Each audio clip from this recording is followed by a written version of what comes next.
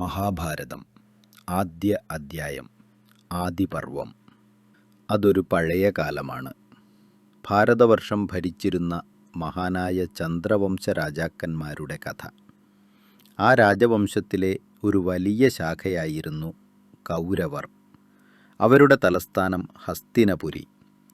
ആ നാട്ടിലെ രാജാവായിരുന്നു ഭീഷ്മ പിതാമഹൻ്റെ അച്ഛൻ ശന്തനു മഹാരാജാവ്.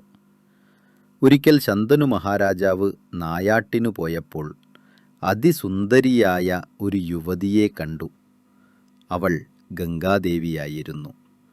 ആദ്യ കാഴ്ചയിൽ തന്നെ അവൾ രാജാവിൻ്റെ മനസ്സ് കീഴടക്കി.